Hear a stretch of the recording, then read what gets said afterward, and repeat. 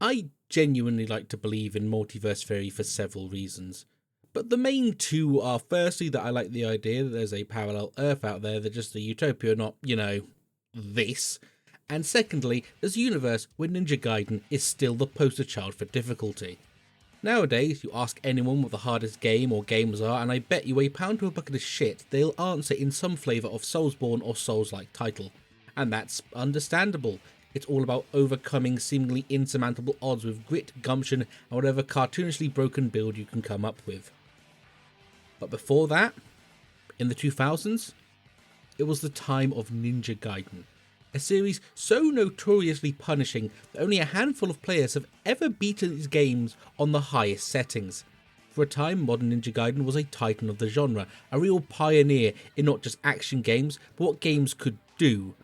But as time has marched on, the once pioneer fell to the wayside and for over a decade felt like it had died and been forgotten. That was before the 23rd of January 2025, when Ninja Gaiden 4 was announced alongside the shadow drop of Ninja Gaiden 2 Black, which has rekindled the spark of the franchise. So I thought this would be a good time to do a little review over the modern titles and the weird history of them.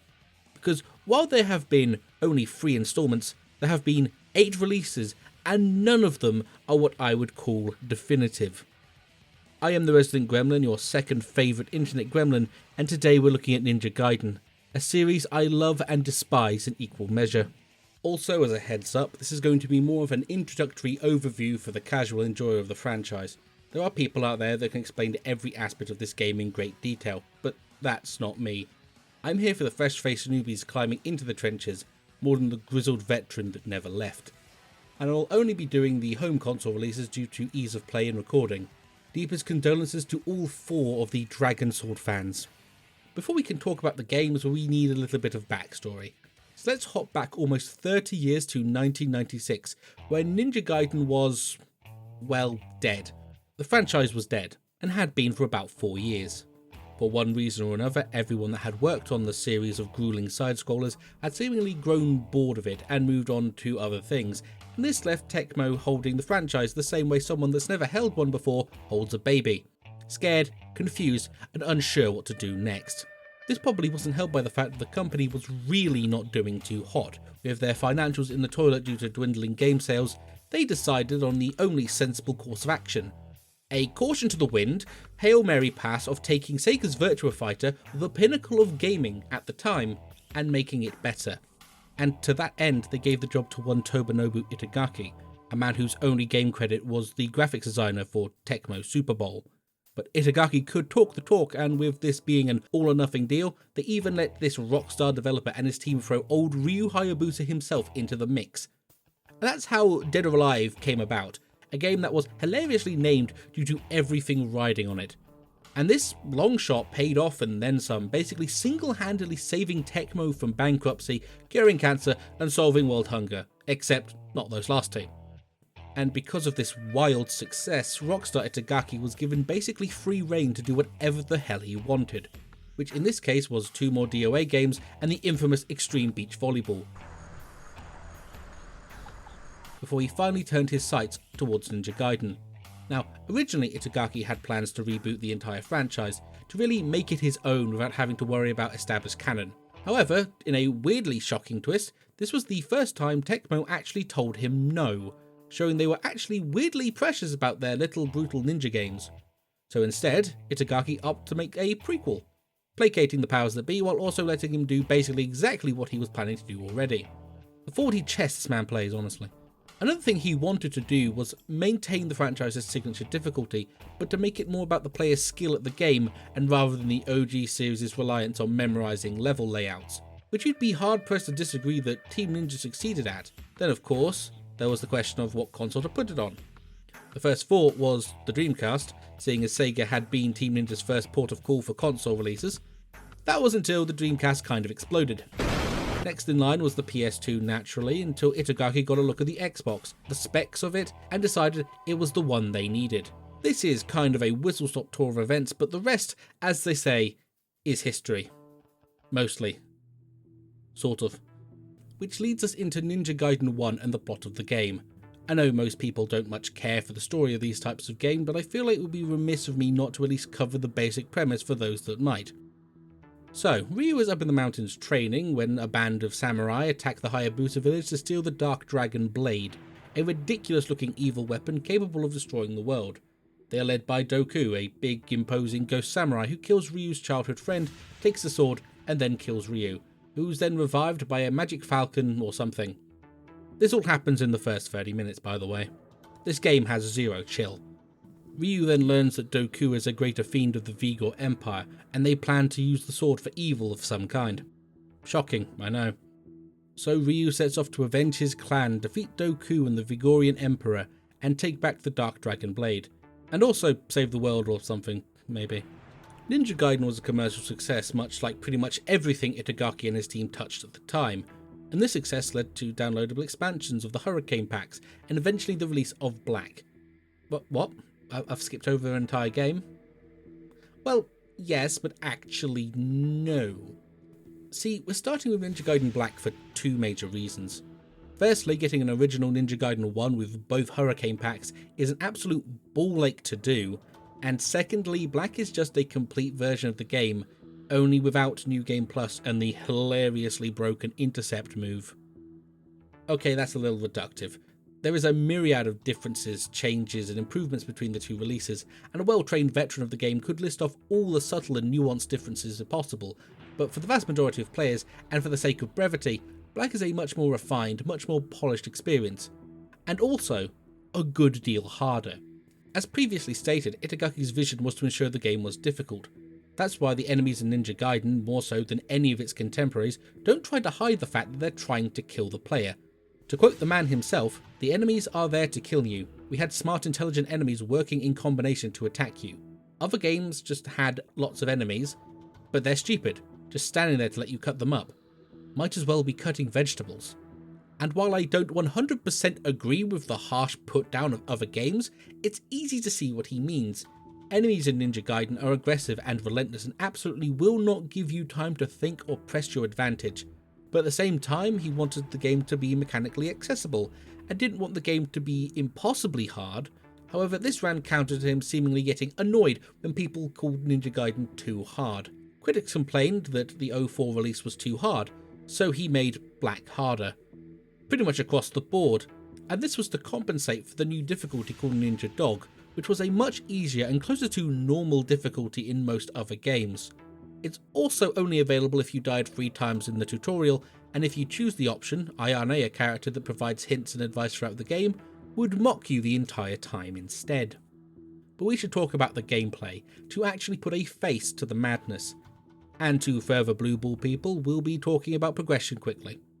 How you traverse the game world is very similar to Devil May Cry and Onimusha, where the Resident Evil Metroidvania type DNA is still very much visible, because the game is all about locked doors, finding keys and puzzles.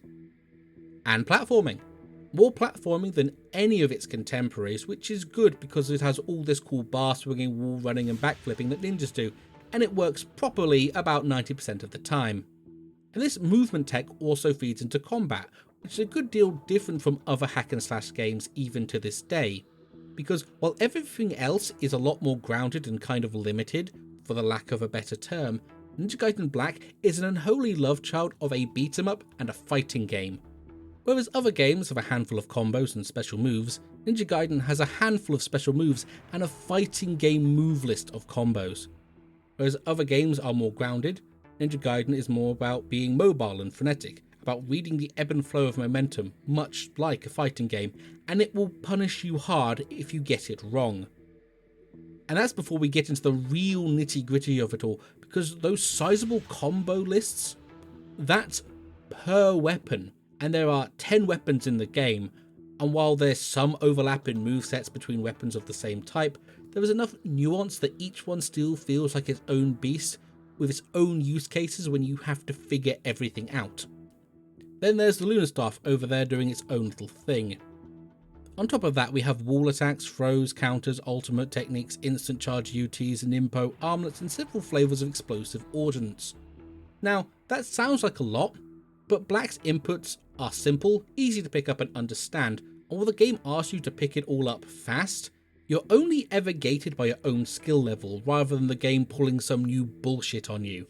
And if 10 weapons sounds a bit much, thankfully, sort of, most people don't have to worry about 2 of those weapons because they're locked behind these collectible golden scarabs and are only available on harder difficulties. Speaking of higher difficulties rather than the normal enemies have more health and damage, they said to kind of remix the encounters, as well as add new, more powerful enemies that are designed to change the way you play the game. They still also do more damage though, but you don't get meat walled until master difficulty. That's only something you reach if you're really dedicated to the grind, because you have to beat at least 3 other difficulties before that. And while I love this franchise, I don't think I'm mad enough to challenge the big leagues in these games unless someone pays me about £1,000. You know, if you want to. Offers on the table. You don't get all the content, but honestly, that's fine. Sometimes fun is more important than proving that you're good at a video game.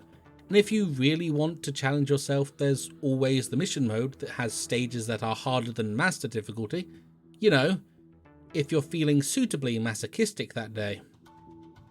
In Ninja Gaiden, you always feel like you're at some kind of disadvantage, but everything you need to succeed is at your fingertips. Just like Dark Souls. Feel free to pelt me with rotten produce for that, but it's the easiest way to explain how this game works on a conceptual level. Character action games sell themselves on combat, and Black does this and then some, which is good because the story itself is kind of forgettable.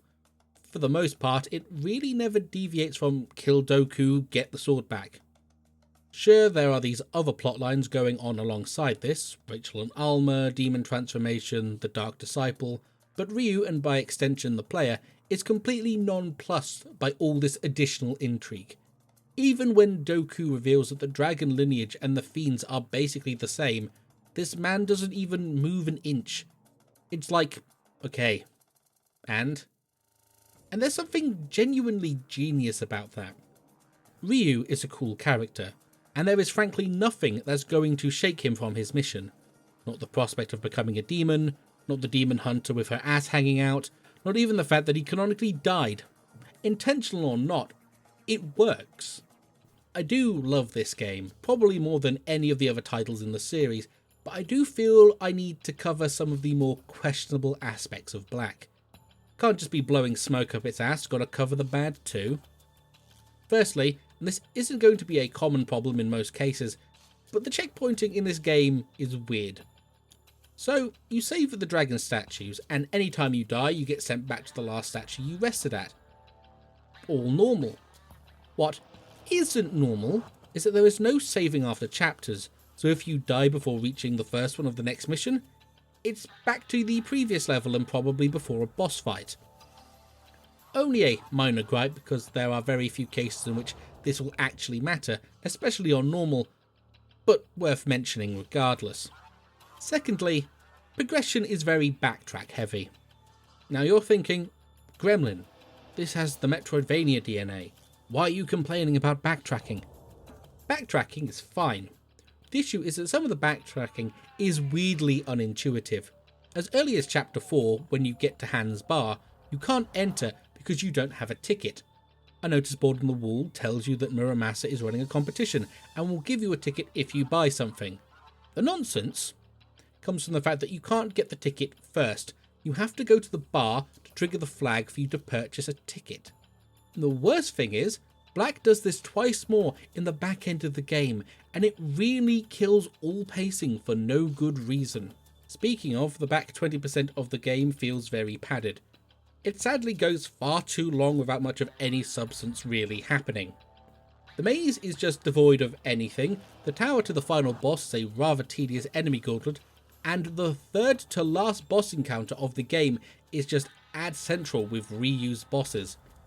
This is alleviated a bit in higher difficulties because it actually adds lore relevant bosses into it instead, but either way, it is rough.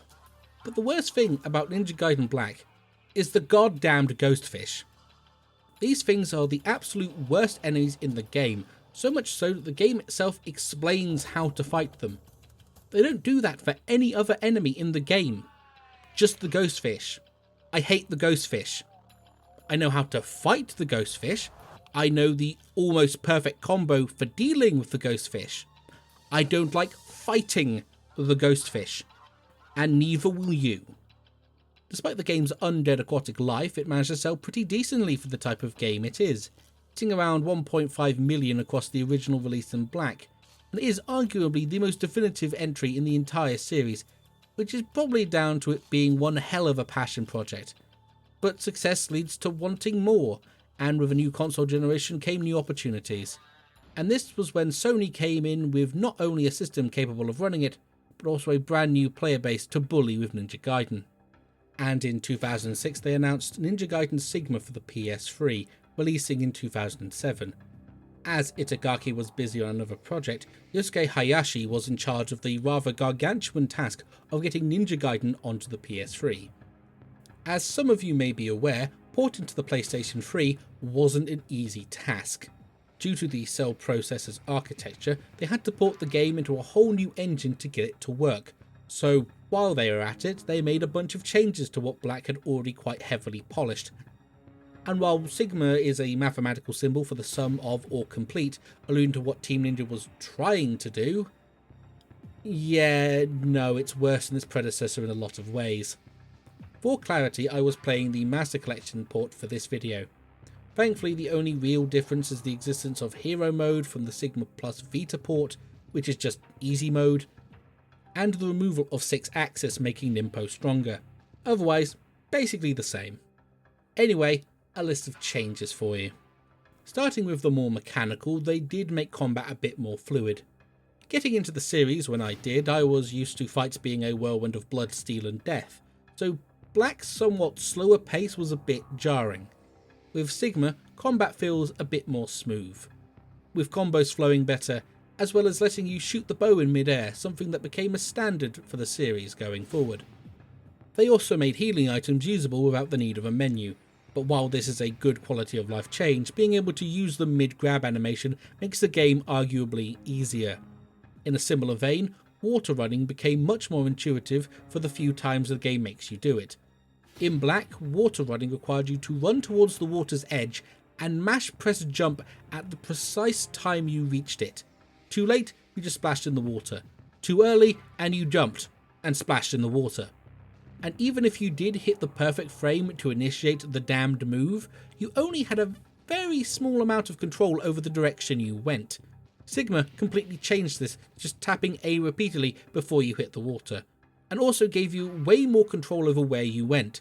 It's still pretty clunky, but it's better than whatever RSI Nightmare Black was doing. Next up, an overhaul of progression. I assume my issues with backtracking was quite a common complaint because the Muramasa backtracking got completely removed. The later one being completely omitted without mention, with the one for Hansbar being changed from this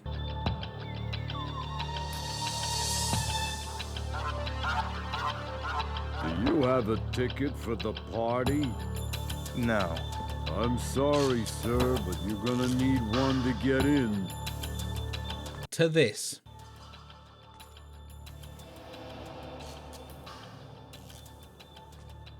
Do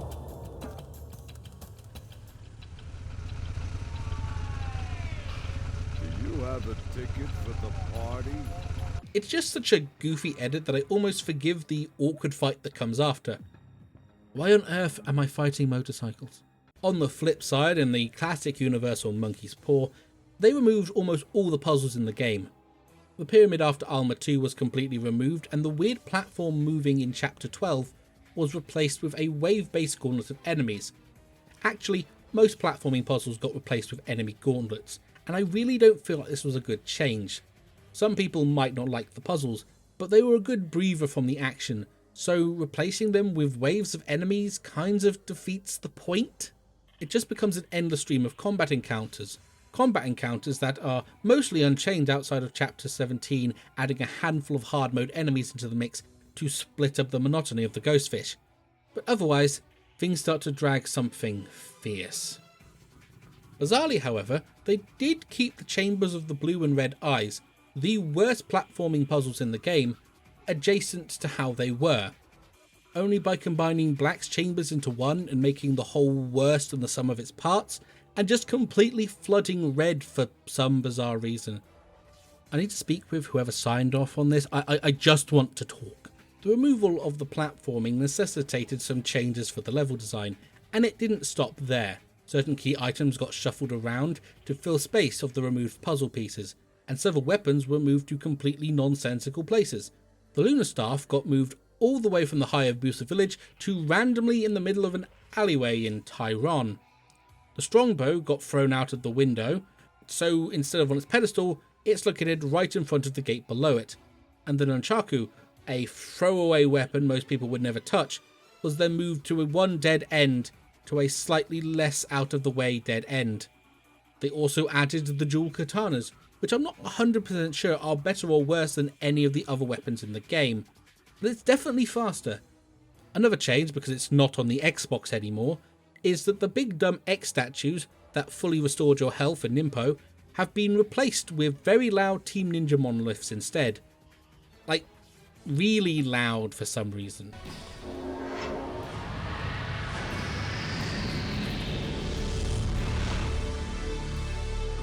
We are, however, getting further into the realms of what on earth were they thinking. In the same postcode as them randomly moving weapons, they just completely removed a street in Tyrone. It's just gone for some reason. All removing it really did was make getting around town more awkward by funneling you through repeated encounters. That's it, I don't understand this at all. The checkpoint issue is still in the game. Sure, they added more save points around the place, but being kicked back to the previous mission somewhat arbitrarily is still stupid. Ninja Dog is no longer unlocked by dying 3 times in the tutorial.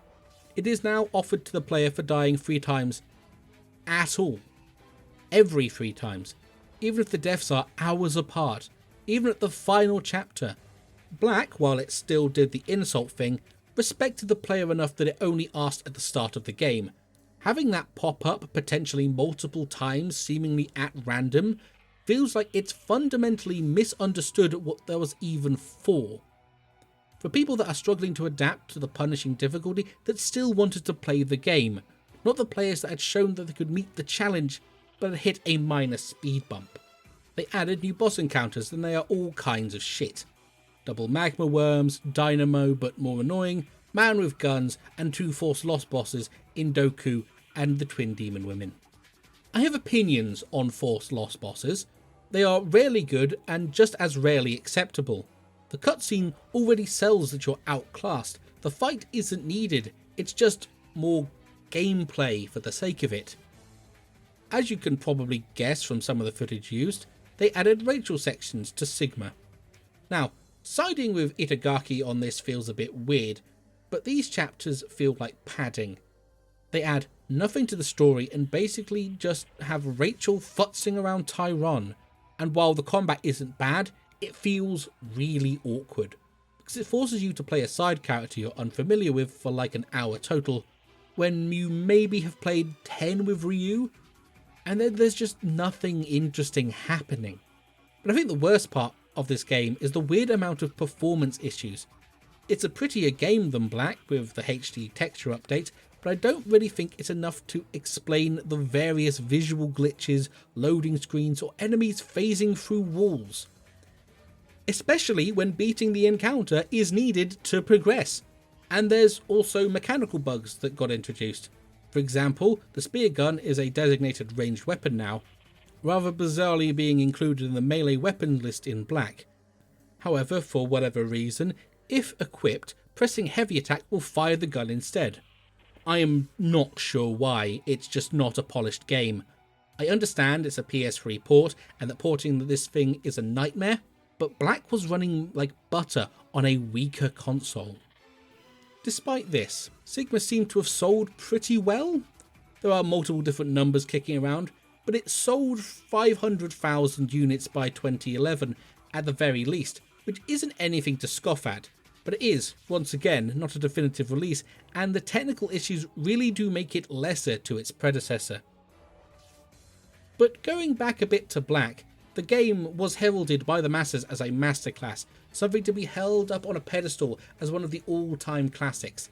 And while you'd be hard-pressed to argue otherwise, much like every artist I've ever encountered, Itagaki and the gang at Team Ninja weren't satisfied and decided they could do better.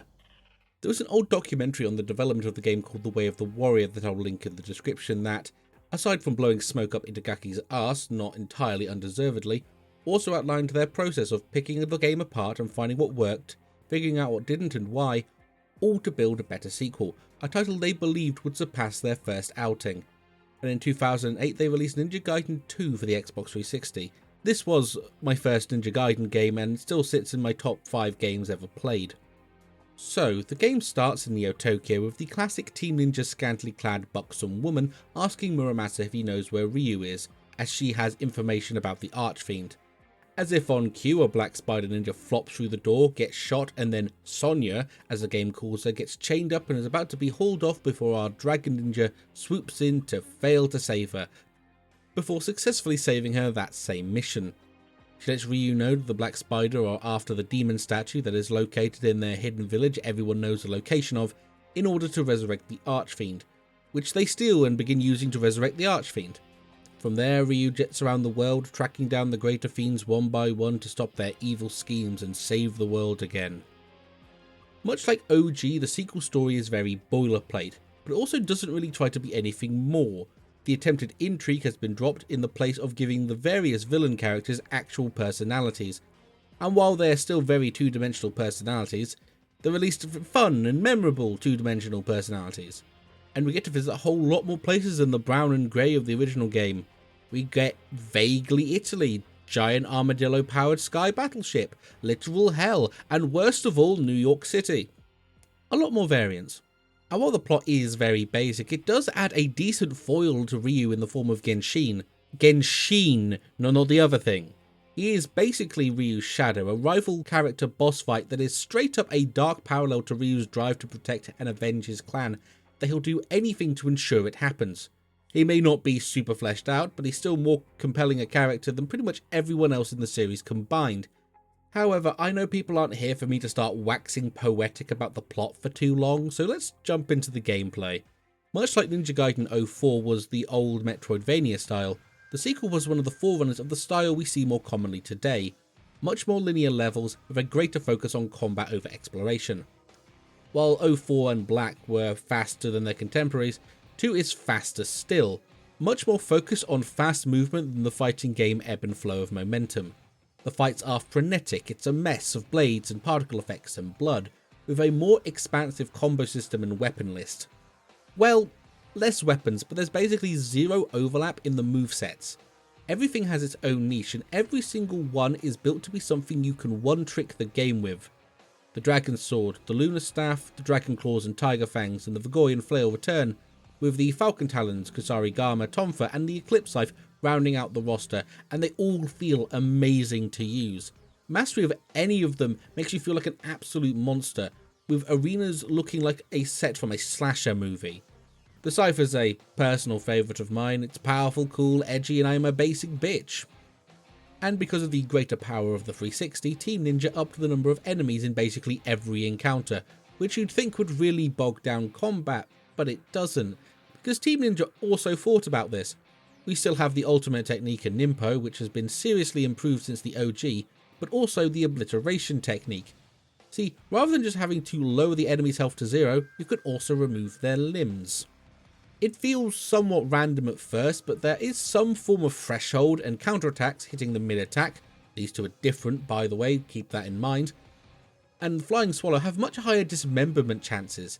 Anyway, dismembering an enemy lets you instantly kill them with a strong attack, in various over-the-top and brutal ways depending on what limb is removed. You could even do it when they have no head, because sometimes you just need to make sure. And dismembering enemies actually changes their behaviour and movement, making them lose attack options but also become more prone to exploding all over you. And some have pretty cool interactions with the body parts that get left behind. Well, specifically one, as the werewolves will straight up launch body parts at you. Yes, there are werewolves, they're in Rome and Venice, keep up. Because that's another thing Ninja Gaiden 2 did. It improved the enemy variety over 1. Sure, it still has the various dudes and ninja rocking around, but it also has the Van Gelfs, the aforementioned werewolves, the Gaha, the skeletal scorpions, and the Spriggan, to name a few. But you still have the Ghostfish, so the game clearly sucks. But in all seriousness, there's more enemy variety, more enemies in general, and they're all so much more aggressive than before. And also a lot more grabby. Worryingly more grabby. Have to imagine this to dissuade the player from block turtling, but good God, do these guys just want to manhandle you. And also have more guard breaks than ever before. The game really wants you to be on the move. And with how tuned up the combat has gotten, you'll be happy to know that they've streamlined items in the store, but not in the way that you think. Firstly, every weapon now only has 2 purchasable upgrades rather than a random assortment, and rather than being gated primarily behind progression, you can fully upgrade the weapon at any time provided you have 40k yellow essence to spare. Which is a lot compared to the cost in black, but they thankfully increase the amount of essence you can get from the massive encounters, as well as limiting the amount of healing items you can carry. Which sounds like a nerf, the game is actually nicer about the amount of healing they do and also health in general. There is regenerating health in NG2, and rather than it being just all the way to full, as is tradition, taking damage lowers your effective max health, so you can't just brain off through fights, but you aren't turbo punished for struggling. Also, Lives of a Thousand Gods now provide full heals, and so do dragon statues, which is a nice quality of life change that makes the game a touch more approachable. Which is great, because the game is a brilliant balance of overwhelming odds versus an unstoppable force. And when you get into the groove, you feel like an utter badass, and it's really good to play. Asterisk. And this is a big asterisk. No, bigger than that. That'll do. This is all true with Path of the Acolyte. I'd hazard a guess that anything warrior or above for most people is going to feel insanely difficult to an artificial degree. I will preface this by saying all the footage is on Path of the Warrior, and half the time the difficulty is manageable. The rest of the time though, holy shit. Okay, there are way too many enemies at once, and their grab happy nature, along with certain enemies' homing leaps, make it very common for you to get grabbed, thrown, then grabbed again. This happened multiple times. And then we get into the machine gun spam staggering from way too many enemies for it to not feel targeted, and the incendiary shurikens. These things are so limited for you that it feels like a waste to even use them. And then these bastards get to punish you for existing with 25 shurikens per muscle twitch. And then we have the bosses that can just decide to kill you, or do so much damage that you get 2 mistakes if you're lucky before you're greeted with the game over screen. The low points of the difficulty make for a genuinely miserable experience, and really compound the issues that sadly riddle Ninja Gaiden 2. Water combat has returned, and it is somehow worse than it was in OG. Enemies range from pathetically easy to frustratingly blood eel, and this is also where most of the Ghostfish like to hang out, and overall it feels very much like an afterthought. There are several encounters that are almost entirely range fights that feel like padding, just spam shooting the same enemy type over and over again instead of an actual fight. Certain bosses are genuinely awful to fight. Specifically, Gigadeath is a tedious slog with the bow, the giant death worm in these narrow tunnels feels bizarrely planned out, the water dragon is either an awkward bow fight or an awkward water fight, with both demanding oddly precise dodges to avoid just getting murked, and the adult Quetzalcoatl's are just another terrible bow fight. The tests of Valor, special challenge areas in Chapter 3 through 10, are intended to be a test of your ability to play the game, but instead feel more like a test of your ability to cheese enemies, which is kind of a test of your skills in a way, but in the least interesting way possible. And bizarrely, the second one is probably the most difficult, purely because you probably don't have a weapon strong enough to quickly dispatch the Van Gelfs and their psychotic homing grabs. And what makes all of this so much worse is the fact that the game feels unfinished and really lacking in polish. It could be the fact that it's on a DVD-ROM and all the limits that come with it, but the game is filled with weirdly placed loading screens, enemies spawning out of nowhere, and both them and Ryu behaving really weirdly and just glitching out all over the place. And the FPS. Oh, boy, the FPS. You know how I mentioned all the over-the-top blood and particle effects with limbs all over the place? Well, that paired with the genuinely greater quality of level textures and the sometimes excessive number of enemies in certain encounters are often way too much for the 360 to handle, leading to severe frame drops. Common severe frame drops. Your console is in a constant state of red alert and Scotty is giving it everything she's got, and at no point of this is it more evident than the infamous ninja staircase, where the game throws endless waves of ninja at you and the frame rate hits a balmy 2 FPS. It is a hilariously low point of the game's performance, but something the fan base has gone absolutely feral for, to the point of being annoyed by how it's fixed in later versions. More on that later. But despite all of this, I'd still argue NG2 is one of the best games in the entire franchise, and yes, there is some bias in there. It also sold 1.15 million within the first 6 months of release, so I think a lot of people would agree with me. This was, however, the last game Itagaki worked on due to being fired from Namco for reasons that have no bearing on this video. All you need to know is that he went off to create his own studio and made the smash hit Devil's Third, and the Ninja Gaiden franchise was left in the hand of Yosuke Hayashi, the guy who was in charge of Ninja Gaiden's Sigma. Speaking of, in the same vein as Sigma 1, Sigma 2 was released in 2009 as a port of the original release for the PS3, including converting it into the hybrid engine. Unlike Sigma 1, however, Sigma 2 is a vastly more different experience to OG2, and most would agree, not for the better. And once again, despite the Sigma moniker, it's absolutely not complete, stop lying. Once again, playing the Master Collection for full transparency.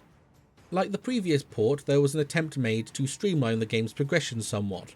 However, as NG2 is much more linear than its predecessor, this basically equated to removing all the key items from the game and just having doors open after encounters, which probably saves a few seconds here and there, and it's not a change I particularly hate, as the keys themselves felt somewhat vestigial. That said, there is a point in the Lycanthrope's castle where the remove keys has you doing a random loop around the palace, which is kind of goofy but not the worst. As well as this, they also changed where the game's weapons are found. Sort of. 4 of the weapons got moved around and all 4 are found in the first half of the game, with the Kusarigama and the Vigorian Flail being put in some just plain weird places. The dual katana got shifted to where the Kusarigama was, and the original spot is taken by Enma's Fang, a big dumb buster sword looking thing that's fine and it works, but also definitely doesn't fit the faster pace of Ninja Gaiden 2. Ranged weapons got overhauled, and by overhauled I mean gutted. The incendiary and windmill shurikens have been removed, and the Fiend's Bane Bow now has unlimited ammo, but also can no longer be UT charged. That effect got sort of moved over to the Howling Cannon, a slow, cumbersome weapon that does what the UT bow did, but slower. We don't know why they did this, we probably never will. The Gatling Spear gun got removed along with practically all water combat, which you'd think, considering my earlier complaints, would be a cause for celebration if it didn't make great swathes of Chapter 6 utterly devoid of the concept of gameplay, and also didn't keep the absolute worst water enemies in with basically nothing effective to fight them. Yes, it's the fish again, and also the bloody eels. On the subject of things getting removed and messed with, bosses got replaced and removed, and it's really a mixed bag.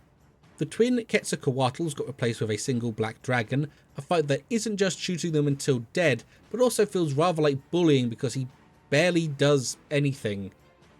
Earlier in the same level, the Deathworm fight and the underground burrows were removed entirely, which, while welcome because the boss is ass, it has this really funny side effect of Ryu jumping down a hole in the dead of night and coming out on the other end in blinding sunshine. They also randomly added 2 giant statue bosses in chapters 1 and 4, one against the Buddha and the other against the literal Statue of Liberty. There are a lot of weird things that occur in the Ninja Gaiden universe, but these fights honestly are the most eyebrow-raising. They aren't even particularly good. Finally, the sensory overload that was the twin Volcano Armadillo fight in the first Underworld chapter is replaced with Marbus from the first Ninja Gaiden. It's a boring encounter because the guy has 3 attacks and the arena is quite literally not built for his bullshit, but also because you've already fought him 7 chapters ago. Because like Sigma 1, Sigma 2 added 3 extra chapters where you can play as Momoji, Rachel and Ayane, and much like Sigma 1, these add very little to the story and feel very awkward to control after playing Ryu for 8 hours. I really don't like them. Some people might, but I cannot stand the utterly nothing that they are. What other changes do we have? They improved the quality of the textures in a way that makes the levels themselves look good, but any persistent effect like rain, for example, looks all kinds of awful. Oh, they added 6-axis control to the cutscenes to activate jiggle physics. This didn't make it into the Master Collection for obvious reasons, but I would like to remind some of the people during the events of Ninja Gaiden 2, Ayane is canonically 15. A lot of you people weren't to know, but yeah, absolutely not, no. Various quality of life changes balked attack tracking, the camera is somehow worse in Sigma 2, and there's a neat bug in the Master Collection version that makes dodging forward basically impossible. And the Test of Valor were removed for some reason. But here's where we get into the 2 biggest changes that really made people hate this version of the game. Firstly, basically all gore got removed from the game. Blood splatter was minimalised, limbs disappeared into the ether, and dismembering human enemies just caused weird purple mist to burst from the stumps. Now, the official explanation is that they didn't want to be defined by all the guts, gore and the over-the-top violence due to the number of equally gory games that were releasing at the time. Firstly, I want you to remember this because it will be important later. And secondly, Ninja Gaiden 2 was defined by the gore, guts and the over-the-top violence. That's literally what the game was marketed as. And regardless, it's much more likely that the gore got toned down for Japanese and German markets because their censorship laws at the time were pretty strict. And this is typically the main initial complaint levied at Sigma 2, and it's entirely valid, but it's definitely secondary to the other big change of the game just being so much easier. Now, I complained about NG2 getting artificially difficult at higher settings, but Sigma 2 has issues in the exact opposite direction due to the severe overcorrection. To ensure a stable frame rate, they drastically lowered the number of enemies on screen at once. However, to compensate for this, they buffed every enemy's basic health and D-limb resistance. So what was once an intense battle against a horde of enemies has become a weirdly tedious walk through enemies that feel like sponges with just a little bit too much health. It feels unintentionally too easy on Path of the Warrior, magnitude so compared to the original. Like the spark just isn't there. And this isn't helped by the fact that enemies feel much less aggressive, even the bosses. Take Genshin 4 for example. What was a hyper-aggressive boss that was entirely capable of 100-0ing you at frame 1. I unfortunately don't have footage, but dear God do I still have the nightmares. He now dawdles around, basically doing nothing. It's kind of depressing, honestly. But then there's the second aspect of this in how the game changed the shop. Primarily how they overhauled the weapon upgrades to gate players from just focusing on maxing out one weapon and breezing through the game. See, in Sigma 2 you don't use yellow essence for weapon upgrades. Instead, you only get one free weapon upgrade at specific shops throughout the game. Additionally, you cannot max out a weapon until at least chapter 10, and because of this, the combos, leveling weapons netted you, got shifted around, and basically all of them got their Izuna drop or equivalent at level 1. Not seeing the problem yet? Well, you see, in this changed system, they neglected to rebalance the yellow essence amounts. And because the combat is much easier, you will likely always have a Talisman of Rebirth on you. And if you have the maximum amount of an item, chests with that item in it will instead give you that item's value in yellow essence. Talismans are 30k, meaning you will have an obscene stockpile of money and nothing to spend it on. And because of the unbalanced financial situation, especially if you have the crystal skulls that lower the shop's prices in the game, you will never be out of healing items, so you can absolutely just brain off even on hard mode. Here's the thing, Sigma 2 in a bubble is not a bad game. However, as a Ninja Gaiden game, it fails to really capture what made the franchise what it is, and that kind of reflected in the sales figures, selling less than half of its predecessor in the same time period. But this wasn't the last we'd see of Ninja Gaiden 2, and I'm not talking about the Master Collection. Because as I said right at the start of the video, they shadow dropped Ninja Gaiden 2 Black with the announcement of 4, and by the naming convention you can guess is basically an attempt to refine down the Ninja Gaiden 2 experience to the same way that Black did for the original one. However, this is rather immediately scuppered by them using Sigma 2 as the basis they built from. The argument for this, much like the Master Collection using the Sigma version, was because they lost the source code for 2, which is an absolute cop-out because it's entirely possible to reverse engineer the game from the retail copy, and it's literally what Bluepoint does. And because of this, it has the same issues that Sigma 2 has, and you'd be forgiven for thinking that it was just Sigma 2 with a facelift. And to an extent it kind of is. A lot of Sigma 2's awkward design decisions are still very visible in the gameplay. There are still much less enemies than the original, but they are, or at least feel, more aggressive, deal more damage, and aren't anywhere near as meat-wally as Sigma 2. Additionally, enemy encounters got reworked a bit.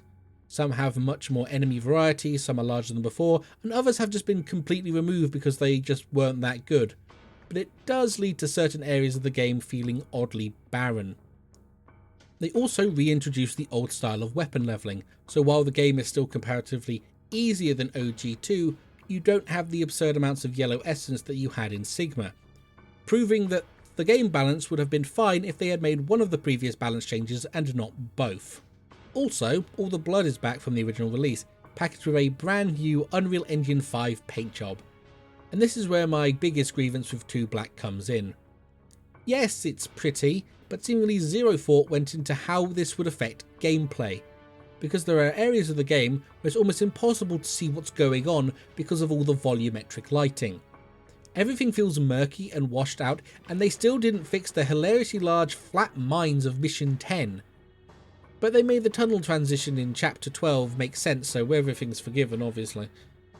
Call me an old curmudgeon, but I really cannot stand the push towards pseudo-photorealistic graphics at the expense of gameplay. On the sales front, it's hard to tell. In the age of the Game Pass and all the guff, sales are weirdly ephemeral, so actual numbers are hard to pass. Only around 2,000 concurrent Steam users at peak, so it's not looking super good, but it's probably the closest to the original Ninja Gaiden 2 most people have access to right now. But now we jump back 13 years to the halcyon days of 2012, where gaming was going through a bit of a time and many franchises came to die. And this was about the time when Ninja Gaiden 3 was released, the first game truly released under Hayashi's leadership and considered by most as the worst game in the franchise. I don't like the idea of putting Itagaki or anyone really on a pedestal, but this is the first game he was not at the helm of, and it's an absolute mess of a thing. We're starting with the gameplay this time because the story is. Firstly, compared to the prior releases, the gameplay has been streamlined, and I mean streamlined derogatory. Whereas the previous game had 8 weapons, Ninja Gaiden 3 has a staggering 1. Uno. Ein. Singular. On release, you only had the katana for the entire game, explicitly not saying the dragon sword here, by the way. In return, however, you get an absolutely exhaustive combo list, however, it's not as great as you'd think. Firstly, the combo list can only be viewed outside of the menu, likely meaning when you're fighting, so you can't actually really look anything up. Not that you even can out of combat, because firstly, there's no scroll on this combo list, and secondly, the game doesn't tell you what combos are unlocked. I'm not kidding, this is a combo list you cannot look through. It is functionally useless, but the issues have only just started. The ultimate technique has been replaced by something called Steel on Bone. Essentially, when charged, it teleports Ryu to an enemy and does an attack that puts them in an insta-kill state. Not kill them, just puts them one hit from death. Steel on Bone can also be activated without being charged, but what actually sets it off isn't clear in the slightest. I think it's either a health threshold or a counter hit, but hell if I know? What I do know is that you have to do the obliteration technique on every enemy, and it's much less spectacular than 2 because there's absolutely zero dismemberment in this game. But the problems just keep coming. The healing system is completely balked. There is no shop in NG3 and therefore no healing items. The only way to heal or reverse the wounded health is at these falcons that take the place of the dragon statues and using Nimpo. There's only one Nimpo in the entire game. It's a screen wipe that heals based on the amount of enemies hit by it. And building Nimpo requires hitting enemies. You might understand the issue here. There is very little meaningful enemy variety. From start to finish, the majority of enemy encounters in this game are just the same generic soldier dudes, with the entire ensemble being revealed within the first third of the game. There are a few monster enemies added from Mission 4 onwards, but they also suffer from a severe overuse, to the point that fighting them also becomes equally tedious. And that's before we get to the helicopters. This game loves helicopters. There are 17 helicopter fights in this game, one of which is an actual boss. That evens out to a, ballpark figure of 2 helicopters per mission. They aren't even good fights. They're just forced bow sections, for God's sake. The bosses also were a mixed bag, ranging from the visually decent to the mechanically palatable, and overall the game's offering is kind of middling. I mean, they made a cyborg T-Rex fight boring. How do you make a cyborg T-Rex boring? And on top of not being the most amazing fights in the series, you can't actually tell how the fight is going, because there's no health bar. At all. You just have to basically feel your way through these fights. I don't know whose bright idea it was to have no health bars, but I just want to talk.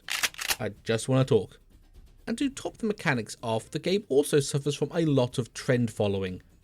There's slow walking sections, repetitive action set pieces, awkward stealth sections throughout the game, and fights where you just randomly lose all mobility and have to basically stumble around to fight wildly swinging at enemies. And, most egregiously, QTEs out the ass. Now, earlier games also had QTEs, but they were limited to freeing yourself from grapples and Genshin sword locks, and they were seamless additions to gameplay. NG3 is lousy with QTEs. Steel on Bone is a QTE, every action sequence is a QTE, hell, even aspects of traversal are now QTEs. Wall running and flying bird techniques got severely cut back on, and in their place is kunai climbing, a slow, awkward QTE section where you have to rhythmically alternate between L and RT or the equivalent, but it's obviously not that easy, because for whatever reason the back and forth has overlap, so you press the next as you release the prior, and it doesn't feel good at all. And this also goes for the pole traversal. Only failure in this regard is much more likely to lead to an instant death. And there's a lot of instant death pits in this game, but still far less than all the QTE prompts. It's also worth mentioning that a lot of said prompts are meaningless, and it doesn't actually matter what button you press, just so long as you press a button. And then there's the equally annoying tutorial pop-ups that never go away for the entire game. However, there is an option to turn them off. But this does also switch off the prompts for the QTEs, which is kind of fine unless you have to perform a prompt that you've never encountered before and you have to switch them back on again. It's just such shoddy design, my god.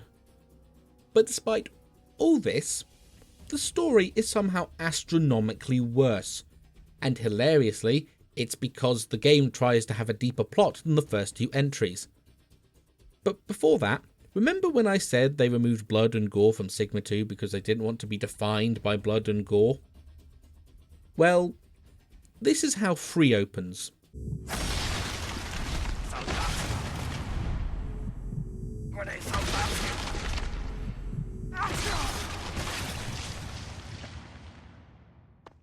Yeah, that didn't last, did it? The Japanese government lands in the hidden Hayabusa village and tells Ryu that a terrorist cell have attacked Downing Street of all places and are demanding to see Ryu. So with his sense of justice and plot progression, he heads to London to fight his way through the terrorists and also kill a guy that has surrendered, which is, a choice by our hero. And he makes it to the Prime Ministerial office just as the Prime Minister is murdered by the coolest looking character in the entire franchise. Like damn, look at this guy. This is the Regent of the Mask, and after a wonderful health barless boss fight, he curses Ryu, melding the dragon sword with his arm before disappearing into the ether as a missile destroys Downing Street. to much rejoicing from the UK public. The regent is a member of the Lords of Alchemy and demands that every country unconditionally surrender in 7 days or they'll destroy the world. So Ryu naturally sets off to stop this new threat to humanity, all while suffering the effects of the grip of murder, while slowly being rotted away by all the lives taken by the Dragon Sword. Now, this is the basic synopsis of the story, and from playing through the game, it's definitely intended to be a much more personal story to Ryu than any of his previous outings. Unfortunately, it comes across more like character assassination, or at the very least, someone that doesn't really understand what modern Ryu was. The plot is very heavily tied to questioning whether or not Ryu is a hero or a murderer, and the main crux of this is tied to all the Dragon Sword juice in his body. The issue is this is built up over centuries, but the plot seems intent on framing it as a sign that Ryu is a cold-blooded murderer, whilst ham-fistedly punctuating with Ryu kind of just butchering people. Not the fast kills of NG2, just taking his time with it, for some reason. All to try and feed into the story beat where Ryu has to ask if he's a hero or a murderer, despite canonically only killing demons and people that literally attacked him first, which is all wrapped up with the dumbest cop-out possible. I've done what I came to do. You are not a murderer. You're not exactly a hero either. Guess that's what it means to be a ninja. There's also the fact that Ryu is completely reactive in this story. He spends the entire game chasing at the coattails of the Lords of Alchemy and trying to thwart their dastardly schemes, but only ever goes to places he's told to, or because he's been goaded into it, never because of his own decision. Which wouldn't be so bad if the plot wasn't so poorly conceived. Kind of major spoilers coming. The villain's entire plan relies on Ryu not dying. Legitimately, if Ryu ate it at any time, they wouldn't have been able to set up the extremely specific criteria to create their goddess and destroy the world. NG1 and 2, while having very background plots, at least had the master plan be, we have the thing, it just takes a while. NG3's plot is a convoluted mess of a yes-no flowchart, where no always leads to, well, shit, I guess. And that's before we get into the attempts at intrigue, where the game wants you to question who's really on your side.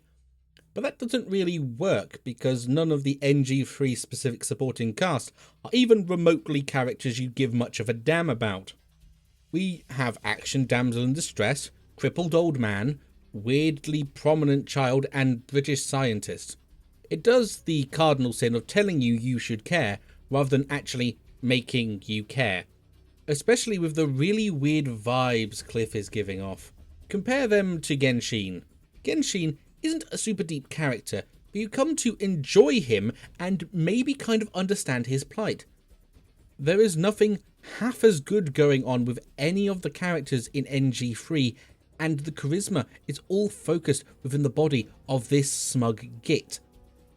And I know there's someone in the comments going, but why do you care about the story, Gremlin? Just ignore them like the other two. Firstly, I don't ignore the plot. Ever. Second, it's hard to ignore something this aggressively prominent in the game. No matter which way you slice it, the more you look at it, the more you realise how much of a rush job Ninja Gaiden 3 truly was. From the lacking gameplay, to the non-existent enemy variety, to the mess of a story, to the comedy of glitches and complete lack of polish, to having things that were already 100% in the game being given back to you piecemeal in the form of free DLC. It's just utterly embarrassing, and I would say it's reflected in the sales figures, but all we have is the shipped figures for Ninja Gaiden 3 rather than sold, which are two very distinct terms, and I'm not playing with the industry word jumble today. But also, because 8 months later, we got the Razor's Edge version for the Wii U of all bloody consoles. You see, Ninja Gaiden 3 was supposed to be a launch title for the Wii U, but they released the 360 and PS3 versions early despite it being essentially unfinished just in time for the financial year end. But with the lukewarm to openly hostile response to this shoddy mess, Team Ninja had to not only finish the game, but also respond to the criticisms of the existing version. A tall ask, but they at least attempted to rise to the challenge. It's not a complete overhaul, Ninja Gaiden 3's rough skeleton is still there, but they made improvements. Polished the turd a little. Now, I did a video on Razor's Edge a few years ago, but my stances have changed somewhat after additional playthroughs, so let's get on with the changes. The claws, dual swords and scythe are available as default, already adding 300% more weapon variety, with the Lunar Staff and Kusarigama being available later down the line. And while the variety is good, the balance is not so much. The scythe is widely considered head and shoulders better than any other weapon in the game, and from my experience, that's mostly true right up until you get the Lunar Staff going into the final few chapters. Humanoid enemies just do not stand a chance. Speaking of, enemy variety has increased somewhat, adding the Vangelfs and the annoying Lesser Fiends. There isn't much of an explanation for them being there outside of the game just saying LOA was researching fiends, but it's not just dudes in combat gear, so we'll give them a bit of a pass, I suppose. Along with additional weapons, combat got a bevy of changes. Firstly, the ultimate technique is back and it's kind of close to the original version. However, without the essence like in Black and 2, the charge time is painfully slow. Too slow to use in regular combat slow. However, this is somewhat covered by Blood Rage, which is ostensibly a combo modifier based on enemies killed, and once charged you can perform UT instantly. It's a solution to the issue of UT spam the older games had allegedly, but it's weirdly counterintuitive, because when you use the instant UT, your combo multiplier goes with it, so you're incentivized to build that combo to then block Blood Rage UT for maximum bonus. This also means killing more enemies to build combo, lowering your overall payout. Luckily, fights are typically big enough that you can usually finagle a good combo bonus anyway, but it's still a bit off. With the return of UT, Steel on Bone got changed to a purely counter move, and it's actually supremely busted. So enemies have these red attacks that are unblockable. However, if you dodge them, not even with perfect timing mind you can counter with SOB, and you can chain it to multiple enemies if they're close enough. And it typically insta-kills. And it's free! It makes the game a lot more defensive than previous titles, and I'm not sure if it's a good thing or not. But they also swapped out the terrible grip of murder sections for a gauntlet of enemies going for counterable attacks, which is better. Granted, these sections aren't hard or are mostly designed for farming, but they are a damn sight better than those awful cinematic moments from the original. The combo list now actually functions and helpfully shows what level a combo is. However, it also is very granular. Let's compare NG2's combo list to Razor's Edge for the katana.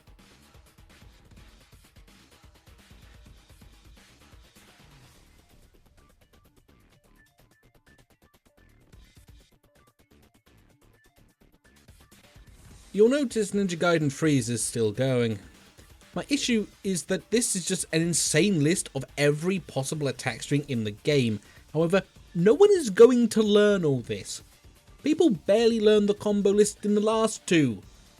It's rather baffling design.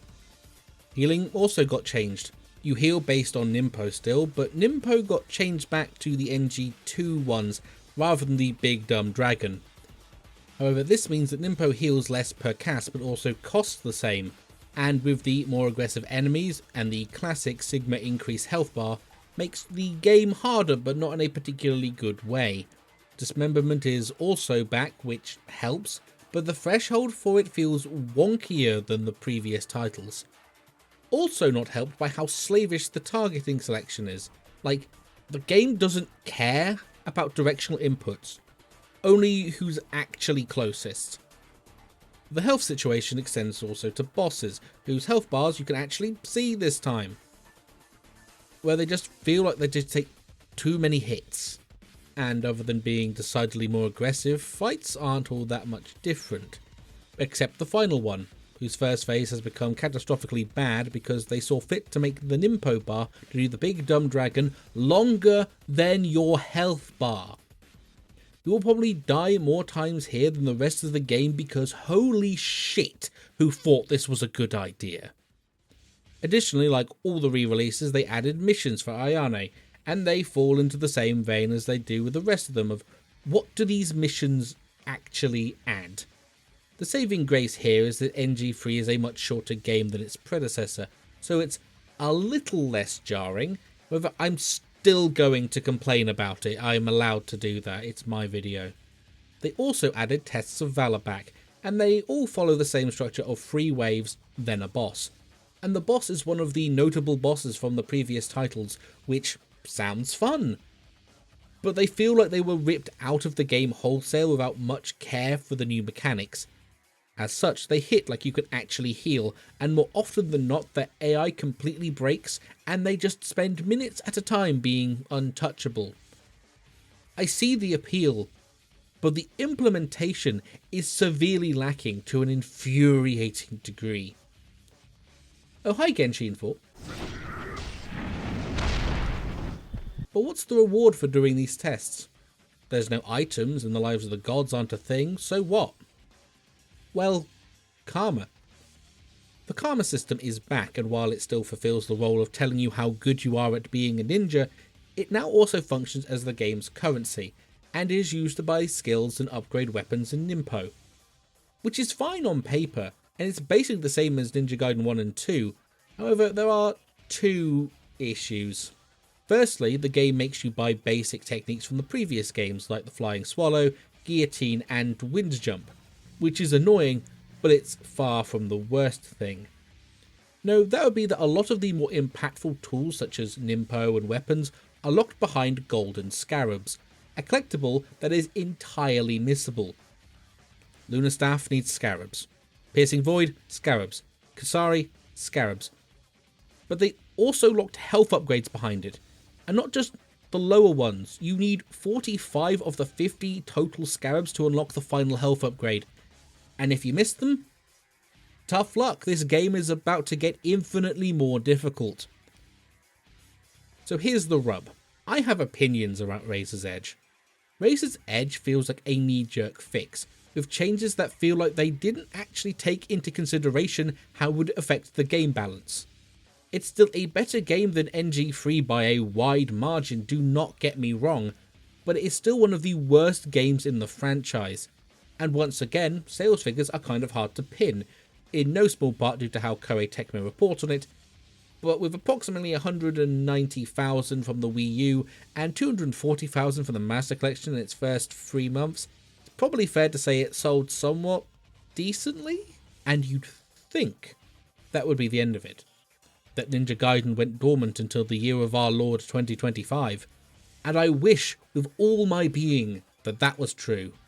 Unfortunately, Koei Tecmo decided to capitalise on the downward trajectory of the Ninja Gaiden franchise, and what better way to do that than with... As was the style at the time, Sparks Unlimited was brought on to make a new Ninja Gaiden title, with assistance from Team Ninja and Inafune, yes, that Inafune, creating the concept. Yaiba, Ninja Gaiden Z, was released in 2014, and is an absolute abomination of a game. You play as the titular Yaiba Kamikaze, an utterly repugnant individual and ninja slayer, who is hell-bent on killing Ryu, and all you need to know about his personality is summed up quite succinctly with this line. Nice gimps, Hayabusa. Where's your ball gag? He thankfully loses his fight with Ryu and dies, only to be brought back using cybernetics by a lady called Mayday on orders from Del Gonzo, who tasks Yaiba with tracking down and killing Ryu again, who has appeared during a zombie outbreak in Russia, which Yaiba is also ordered to discover the cause of and put an end to. Not much of a looker in the story department, but Ninja Gaiden never really is. The issue is the gameplay is...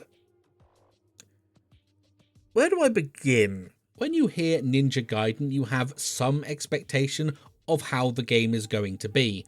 At the point of this game's release, there were 6 of them. However, Yaiba doesn't play like Ninja Gaiden at all. It is far closer to Marlow Briggs than the other God of War inspired titles of the time. That is to say, very generic, not a lot of depth, and kind of awkward and clunky. We have light attacks, heavy attacks, AoE attacks, and a very strict combo system that awards you with most damage, but there are 1 or 2 moves that are just better than the rest, so why bother? There's also dodges, blocks and parries, as well as a somewhat decent elemental effects system, and also combo effects for hitting enemies with multiple effects at once. And these are decent basics, but where the game stumbles is execution. The suite of basic enemies are just fodder. Unlike the Team Ninja driven titles, they are painfully non-aggressive. For the most part, they just kind of stand around doing a whole bunch of nothing outside of the TNT zombies that just run after you way faster than you can actually run away. As a ninja. Enemies also have by and large too much health, and you just end up abusing a handful of insanely overpowered moves just to deal with the obnoxiously large hordes. And then we have the special zombies, which are just kind of bad for two reasons. They basically have 0 hit stun, so they can just tank through your combos, which is especially fun when they have multi-hit attacks and just stagger lock you. And also, the status effects on you are actually miserable, and on top of limiting your ability or doing extra damage, they also cover your screen in a really awful visual effect so you can no longer see.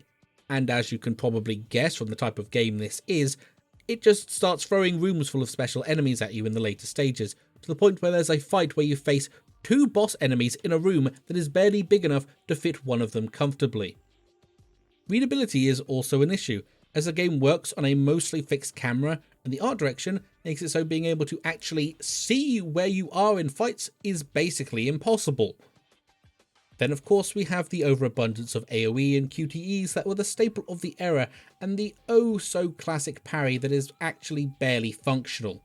Like, the timing is completely off from what the game actually tells you it is, which is absolutely wonderful when the Ryu fight that is Chapter 5 requires you to actually use the damn thing or just instantly die on repeat. Guess which one I did? And then we have the final boss that mistakes time taken for actual difficulty, and it's just 20 minutes of waiting. Then there's these on-rail traversal sections that go on for far too long, have cycles that literally don't line up, and require pixel-perfect timing to progress. Someone explain to me what the fuck is going on here. And I genuinely wouldn't mind as much as I do if the story wasn't generic and the characters were actually likeable. Yaiba is garbage given sapience, Delganzo is a creepy horn dog, and Monday is annoying at best, someone's porn fantasy at worst. This game feels designed for the stereotypical gamer bro. It is needlessly crass for the sake of being crass, and has the overall humour of a hormonal teenage boy. The best way I can describe it is, imagine the Deadpool game with less production value, written by someone that only knows Deadpool through cosplayers. No one goes into it wanting to make a bad game, but in the most diplomatic terms I can muster, this game is utterly rancid.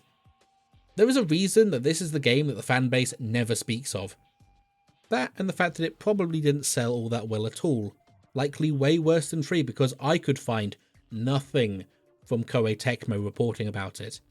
And that's basically it for modern Ninja Gaiden games.